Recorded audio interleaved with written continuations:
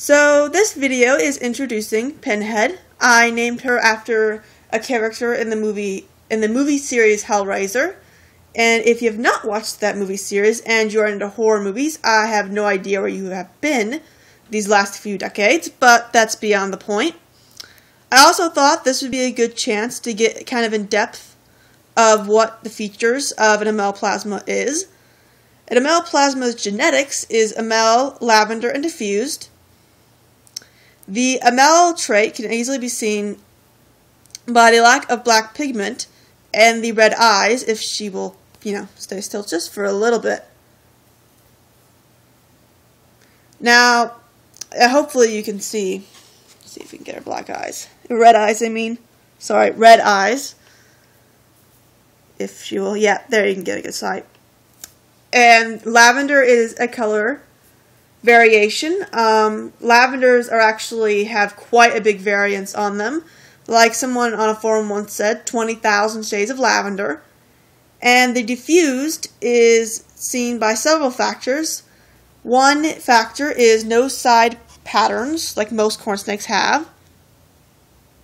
This is not the best quality camera, nor the best angle. But she doesn't have any patterns on the sides. Another factor is a clean belly, as you can see.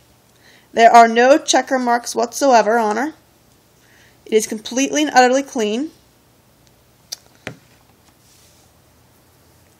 There you go, you have a better picture of her sides. So those are the three characteristics of an ML plasma. There are no known hets for her. I just bought an ML plasma, although it is possible that she has some hets that were like possibilities and the breeder just didn't list it. There's a possibility of that always, really, in all honesty. And that would just be sugar on top, because I just bought her for these three genes, but if she had any hets, that would just be all the better. And if you haven't guessed, she is a female. She was born in early January of this year. This year being, of course, 2013, if that 2013 didn't already tell you that. She, right now, is still eating on 2-gram pinkies. I got her when she was 10 grams, and she ate it and digested it very quickly, which really hadn't happened with Rose Red, nor L1, nor L2. But I decided until she at least reaches 12 grams that she'll be on the 2-gram pinky, and then when she reaches 12 grams, I will move her up to the 3 grams, and I double pinkies around 16 to 17 grams, depending on the corn snake itself. All of my feeding schedules are not universal for everybody, so it depends on each and every corn snake. Her behavior-wise is actually very bold and curious, / she is a busybody, as you can already tell. From day one, she was very curious of me walking around. She would stick most of her body into her hide, but her head would be sticking out, and I could tell that she was watching. And quite bold, because she'll sit there and watch you, even though she knows I'm seeing her. Although she still has the halfway, I'm scared, don't move look. But